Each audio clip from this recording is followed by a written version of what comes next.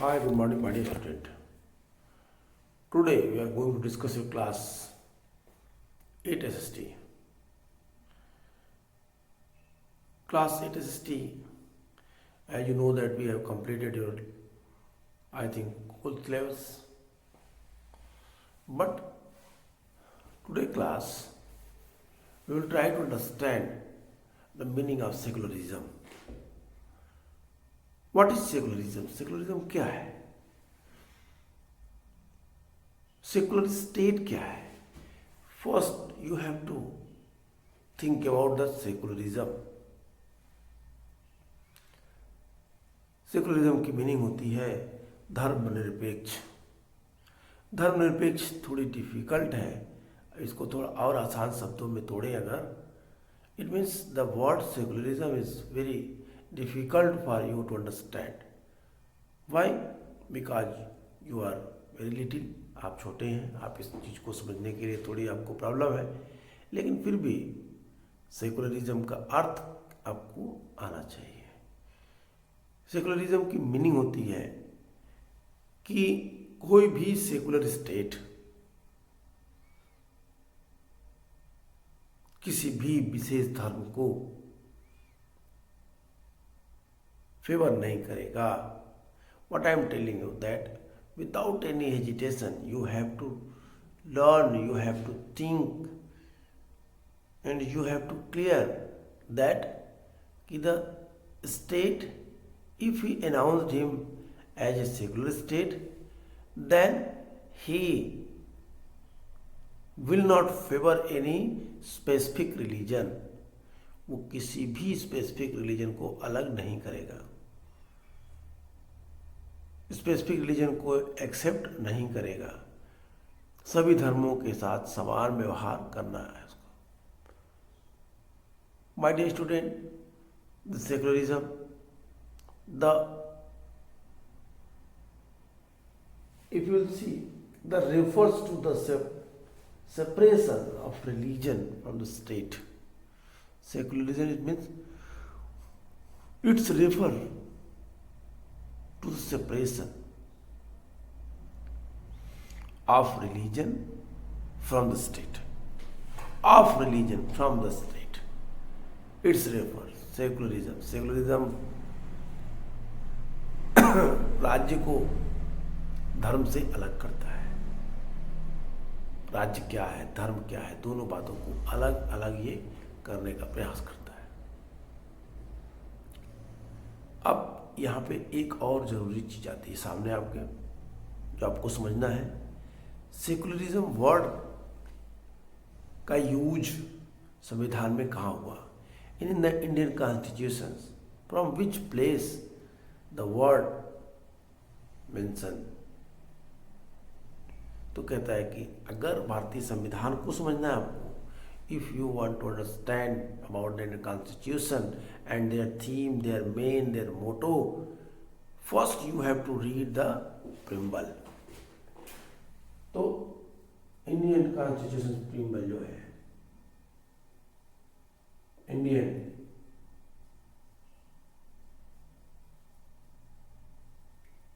Constitution प्रीम्बल जो है, specially जो प्रीम्बल है, इसमें सेकुलरिज्म एक वर्ड आता है. अब आप सेकुलरिज्म को देखिए इंडियन प्रीम्बल के अकॉर्डिंग. भारतीय संविधान में इंडियन प्रीम्बल को एक्सप्लेन करते हुए कहा गया है कि हम भारत के लोग, we the people of India, हम भारत के लोग, भारत को एक संपूर्ण प्रभुत्व संपन्न, समाजवादी, सोशलिस्ट, पंथ निरपेक्ष, सेकुलरिज्म, यहीं पे कहता है हम भारत के लोग भारत को एक संपूर्ण प्रभुत्व संपन्न, समाजवादी, पंथ निरपेक्ष, लोकतंत्रात्मक गणराज्य बनाने के लिए. आप प्रीम्बल के ऊपर की 3 लाइनों को पढ़िए.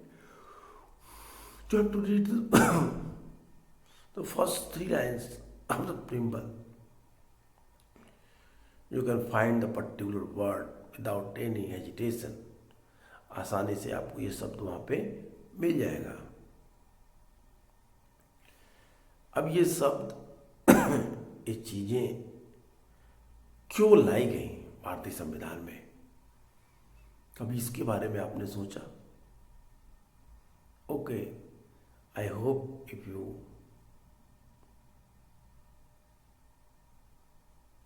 watch my previous class video where I had discussed what is the meaning of secularism and why state accepted it, why Indian government, why the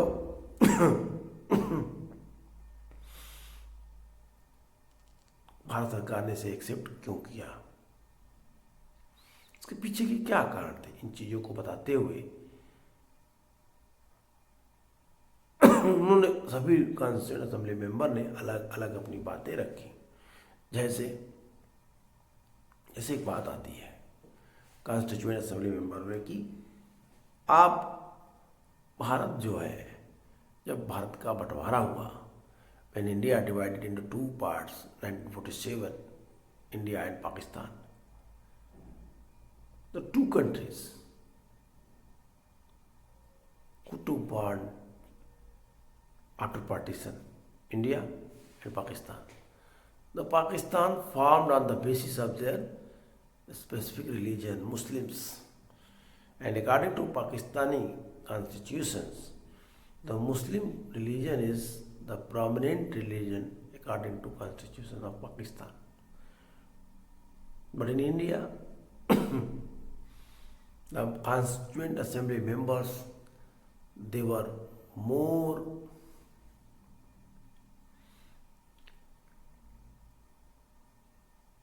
attentive that India should not be biased, India should not be favor the specific religion. India had to protect all religion in this country. So on that matter, every and each constituent assembly member, after long discussion and debate, they accepted it. Even some of them, they felt that India should be what the Hindu nation. India should be announced as a Hindu nation like Pakistan. But Pandit Jawaharlal Nehru, who denied, Pandit Jawaharlal Nehru ने वहाँ पे क्या किया, इस बात पे denied किया। आपको याद होगा जब मैं बात कर रहा था कि आपके चैप्टर की हिस्ट्री की लास्ट चैप्टर की इंडिया आफ्टर इंडिपेंडेंस, तो मैंने वहाँ पे कॉन्स्टिट्यूशन के फीचर को बताया था। कॉन्स्टिट्यूशन के फीचर को बताते हुए मैंने कहा था कि पहला जो फीचर सबसे महत्वपूर्ण था, कॉन्स्टिट्यूशन ने क्या दिया, adult franchises for all citizens. दूसरी मैंने यही बात की थी, equality before law. Indian constitutions, Indian constituent assembly members, after discussion they decided that India should be secular state and every citizens have right to use their equality before law. जब कहता है कि the constitution was that it guaranteed equality before the law to all citizens, was some Indians who wished that the political system of the new nation be based on Hindu ideals. When some constituent assembly member they asked, India should be Hindu nation, Hindu state. It was based on Hindu ideals, and India itself be run as a Hindu state. They pointed, I mean to say that the Constituent Assembly who favored that India should be Hindu nation, they pointed to the example of Pakistan, as I inform you. Because Pakistan It was Muslim nation during that time. Nowadays also he is, I mean to say that Pakistan is Muslim nation. On the ground of that, the various constituent assembly member, they decided that India should be what? India should be Hindu state. India, which is new nation, be based on Hindu ideals, and they argued the country created the explicit, the कहता है कि explicitity to the protect and the further the interest of the particular religious communities, the Muslims. However, the Indian Prime Minister Jawaharlal Nehru was the opinion that India could not be, must not become a Hindu Pakistan. Here, Pandit Jawaharlal Nehru announce कि भारत को हिंदू राष्ट्र या हिंदू पाकिस्तान हम नहीं बना सकते। क्यों? क्योंकि उन्होंने एक लंबा स्पीच दिया। अगर आप अपने बुक में देखें, आप हिस्ट्री के लास्ट चैप्टर को देखें, इसके बारे में हमने ढेर सारी बातें की थी। We had discuss a lot of points about your class 8 SST, the history portion, last chapter, where I also told you that the statement Pandit Jawaharlal Nehru कहते हैं कि besides Muslim, India also had a large population of Sikh and Christians as well as many Parsi and Jain. Under the new constitutions, they would have, when it came to seeking jobs, government or the private sector, the same right before the law. कहता है कि भारत में बहुत सारे धर्म हैं. There were a lot of diversity. There are unity in diversity. I mean to say that in India, Bharat में आपको क्या मिलेगा? कहता है यूनिटी. और ये यूनिटी बहुत सारी चीज़ें क्लियर करेंगी. जैसे क्या? तो कहता है कि भारत में जो यूनिटी है किनके बीच, तो कहता है if you will minutely observe about the condition of India, then you will observe that in India there are the various religion like Hindu, Muslim, Sikh, Isai, Jain, Parsi, etc. According to fundamental rights, Article 14, right to equality, everyone have right to use equality before law. This is fundamental right. No one encourage it. कोई भी इसे अतिक्रमित नहीं कर सकता. कोई आपके fundamental rights को हस्तक्षेप नहीं कर सकता उसमें. That is the very important things. अब यहाँ पे देखिए इंडिया में क्या है.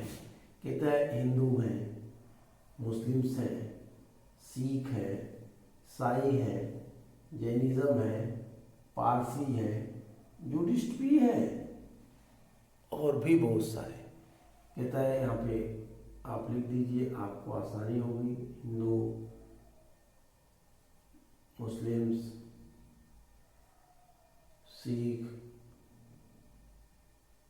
Jain, Buddhist, Parsi, Buddhist. यहाँ पे मैंने बुद्धिस्ट लिखा. बुद्धिस्ट को कॉन्स्टिट्यूशन कहता है कि ये हिंदू है. बौद्धिस्ट को उन्होंने हिंदू माना है. और फिर यहाँ पे बौद्धिस्ट को हिंदू मानते हुए इन तमाम रिलीजन की बात उन्होंने की. और फिर उन्होंने कहा कि यदि भारत को किसी धर्म विशेष राज्य बना दिया जाएगा तो भारत को बहुत सारी समस्याओं का सामना करना पड़ सकता है. किस तरह की प्रॉब्लम्स, किस तरह की समस्या? तो कहता है कि ये जो प्रॉब्लम है वो ये कि यदि किसी स्पेसिफिक धर्म को अधिकार दे दिया जाएगा तो वो राज्य, उस राज्य का विकास कैसा होगा. जैसा पंडित जवाहरलाल नेहरू ने कॉन्स्टिट्यूशन में उन्होंने कहा था कि हम हिंदू पाकिस्तान नहीं बना सकते. हम एक ऐसे राष्ट्र का निर्माण नहीं करेंगे जो किस आधार पर बना होगा, जो एक्सट्रीम रिलीजियस आइडियल्स पे बेस्ड होगा। अब यहाँ पे आपको सोचना है, I mean to say that on that place you have to think that why the constitution member decided that India should not be the particular religious country, because again I am saying you there are so many diversity in India on the basis of race, language, religion, gender, caste, class, community, culture. So how can you assume that on the ground of religion कि एक राष्ट्र बने? और फिर इसका क्यों इसको मना किया गया, इसके पीछे के सारे रीजन्स यही थे। अब अगर इस चीज़ों को साथ अगर आप जोड़ें देखें तो फिर आपको मैं वहीं लाता हूँ कि सेकुलरिज्म की मीनिंग क्या है। Secularism it's refer to the the separation of religion from the state. It's refer to the separation of the religion from the state। ये लाइन आपको याद हो जानी चाहिए। राज्य को धर्म से अलग करने की व्यवस्था ही सेकुलरिज्म कहलाती है। राज्य अलग, धर्म अलग। It means in other words we can say that the state could not be support or favor any specific religion। Every religion and every religious people they are all equal before law, they are all equal before state। राज्य के प्रति, कानून के प्रति भारत के सभी नागरिक एक समान हैं, उनको एक समान अधिकार दिए गए हैं। तो यहाँ पे इन चीज़ों को आप समझ सकते हैं। अब इसके बाद की जो चीज़ें हैं, जैसे मैंने बात की कि संविधान निर्माताओं ने इसकी व्यवस्था क्यों की। अगर आप पॉइंट बुक में देखें तो नेक्स्ट टॉपिक में आपके इसी को एक्सप्लेन किया गया है कि संविधान निर्माताओं ने इस तरह की व्यवस्था क्यों की, क्या रीजन था इसके लिए, क्या तर्क था उनका। तो ये वही सारे तर्क थे, ये वही सारे पॉइंट्स थे जिन पे मैंने बातें की थी आपके प्रीवियस क्लास में। और फिर उन चीज़ों को आप समझ लेंगे। तो उन बातों को पॉइंट आउट करिए, उन चीज़ों को दिमाग में रखिए कि why the constitution member decided that India should not be the Hindu nation like Pakistan. अब इन जो सेकुलरिज्म के लिए जो कुछ वर्ड यूज किए गए, मैंने कहा था कि सेकुलरिज्म वर्ड कहाँ पे डाला गया है, तो आपके इंडियन कॉन्स्टिट्यूशन के प्रीम्बल में। तो प्रीम्बल में ये डाला गया है, तो प्रीम्बल में जब इसको डाला गया है तो फिर क्या है, अब ये प्रीम्बल में ये बातें ये शो करती हैं कि प्रीम्बल क्या है, संविधान का एक आईना है, एक छोटे रूप में संविधान को एक्सप्लेन किया गया प्रीम्बल में, एकदम छोटी संरचना। I remember that once I was met Mr. Lakshmal Sindhvi. Lakshmal Sindhvi was the Chief Justice of Indian Supreme Court also. Once he reached in Gorakhpur, and in his lecture he told us when Srimati Indira Gandhi came to me and told me that you have to reform the particular word secularism word को आपको define करना है। धर्मनिरपेक्षता की जगह संविधान में एक नया शब्द रखना है जो भारत के लोगों को धार्मिक रूप से अधिकार दिला सके। तो किस तरह के धर्म की बात कर रहे थे वो, कौन सा धर्म? तो उसकी जगह उन्होंने एक शब्द लिखा, पंथ निरपेक्ष। धर्मनिरपेक्ष की जगह पंथ निरपेक्ष की बात कर दी उन्होंने। ये पंथ निरपेक्ष क्या था? तो कहते हैं कि पंथ निरपेक्ष का मतलब हुआ कि ऐसा देश, ऐसे ऐसे ऐसा राष्ट्र जो क्या करे, जो भारत को एक यूनाइट फॉर्म में रखे,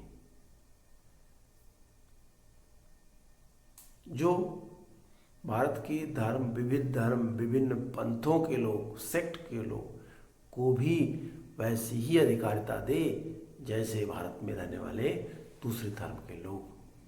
तो धर्म को और डिसेंट्रलाइज किया गया, धर्म निरपेक्षता को और इजी बनाया गया, इजीएस्ट फॉर्म में लाया गया। तो ये बातें मैंने क्यों कही, मैं ये बातें क्यों कह रहा हूँ? Because this is the very important things which you have to understand. ये है आपका सेकुलरिज्म। फिर इनको एक नए स्वरूप में देखिए, कैसे इसको आप समझेंगे। When you will read your book, when you will observe your book, then you find out that the meaning of secularism. आपको उसको तब आप समझ में आएगा आपको कि कितना इम्पॉर्टेंट है आपका ये चैप्टर, कैसे आप इसको एक्सप्लेन करेंगे, डिफाइन करेंगे, समझेंगे। तो इन चीज़ों को भी समझने के लिए आपको क्या करना पड़ेगा? आपको अपने बुक को माइन्यूटली रीड करना पड़ेगा। That is the very important things. Why I am forcing you that you have to read your book. Please read, because when you came to in my online classes and I asked question, no answer that was given by you which related to a particular that chapter. But so that कि आप अपना काम सही से नहीं कर रहे हैं, आपको अपने काम को ठीक ढंग से करना है। तो ये सारी चीज़ें आपको करनी पड़ेंगी। I hope you are getting what I am telling you. मैं आपसे क्या कह रहा हूँ ये आप समझ रहे होंगे।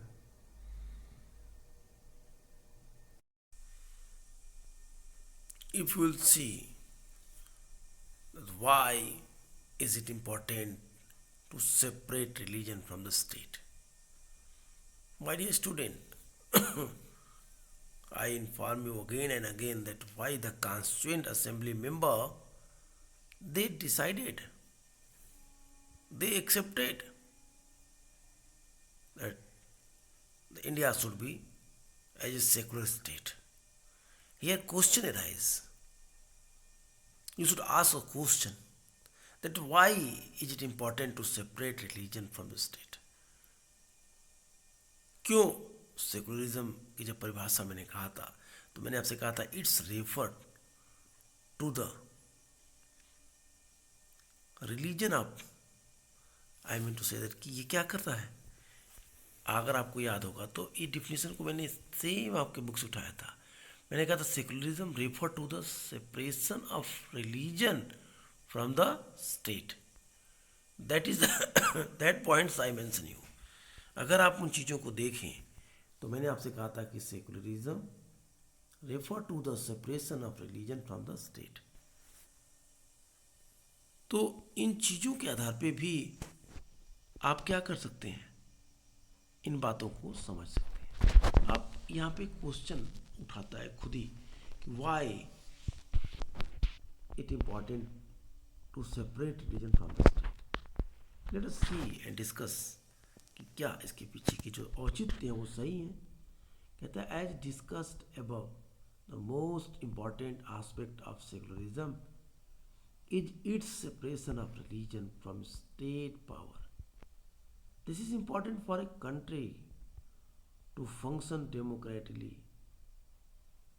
I mean to say that this is important for a country to function the democratically.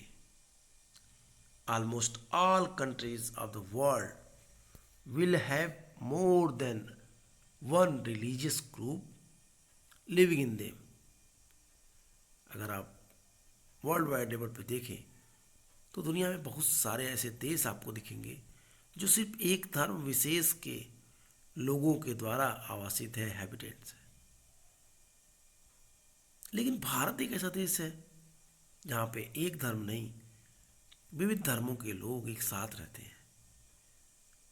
तो इसीलिए कहता है almost all countries of the world will have more than one religious group living in them. Within these religious group, there will most likely to be one group that is in majority. If the majority religious group has access to state power, if this majority religious group has access to state power, then it could quite easily use the power and the financial resource to discriminate against and the persecute person of the religion। कहता है state power, अगर किसी majority group को state power दे दिया गया तो क्या होगा? तो कहता है यदि मेजॉरिटी के लोगों को स्टेट पावर मिल गया जैसे पाकिस्तान में है, तो अपने माइनॉरिटीज को रहना मुश्किल होगा। क्यों? क्योंकि सारे रिसोर्स पे किनका अधिकार होगा? लीगल वे से मेजॉरिटी का।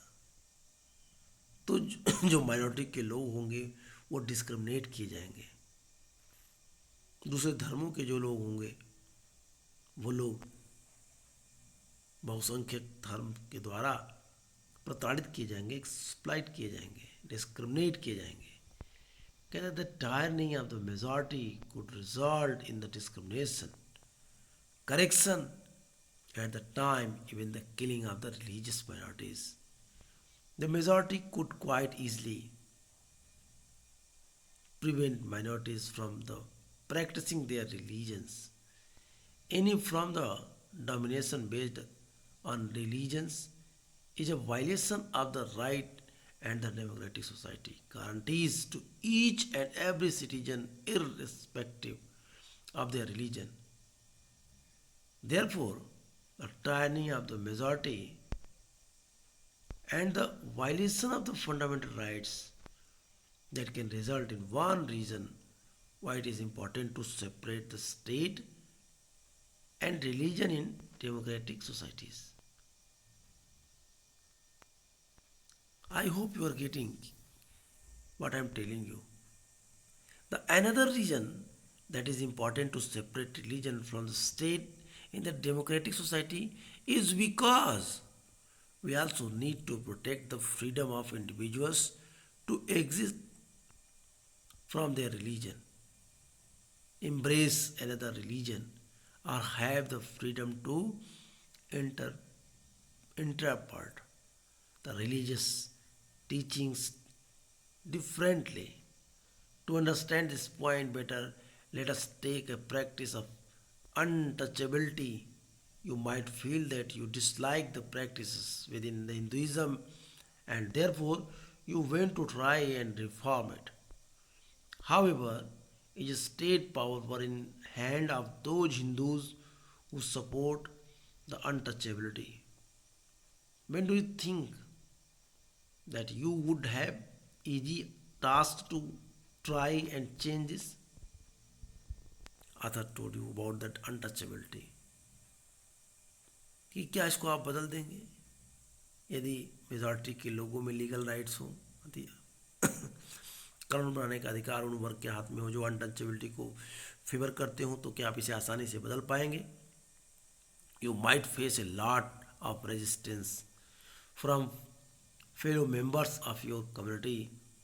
These members who have control of state power might say that there is only one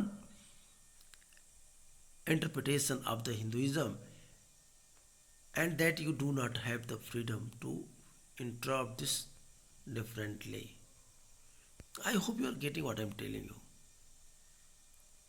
This is the specific condition of our India।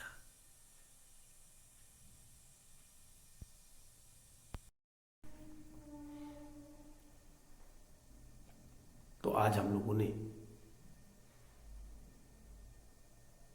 इस चैप्टर के बारे में पढ़ा और हम लोगों ने देखा कि सेकुलरिज्म क्या है। मैंने सेकुलरिज्म को बताते हुए आपको मैंने कॉन्स्टिट्यूशन के कुछ आर्टिकलों के नाम काउंट्स कराए।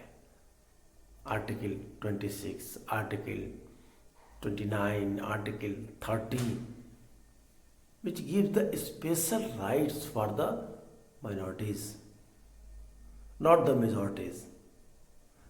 माइनॉरिटीज का मतलब अल्पसंख्यक धार्मिक समूह, मेजॉरिटी मतलब बहुसंख्यक धार्मिक समूह। लाइक इंडिया में बहुत सारे हिंदू हैं और हिंदुओं की तुलना के अकॉर्डिंग मुस्लिमों की संख्या कम है। तो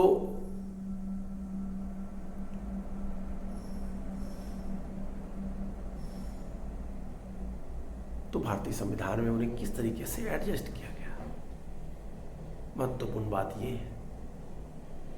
और अब आप इन चीज़ों को समझने के लिए सोचिए, you have to think about that, what is the exact matter behind this.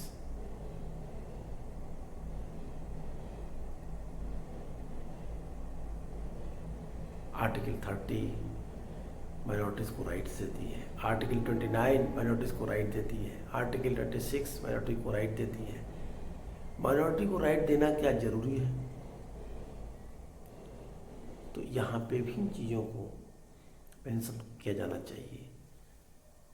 और जब आप कॉन्स्टिट्यूएंट असेंबली के मेंबर की बातों को समझेंगे, जब आप अपने हिस्ट्री के उस चैप्टर को इससे जोड़ के देखेंगे, चैप्टर 12 हिस्ट्री का और नए बुक में चैप्टर 10 होगा वो हिस्ट्री का, उनको अगर इससे जोड़ेंगे तो आपको एकदम क्लियर व्यू दिखेगा कि हमें कैसे इसको सेट करना है। तो आज के लिए इतना ही। Goodbye and take care.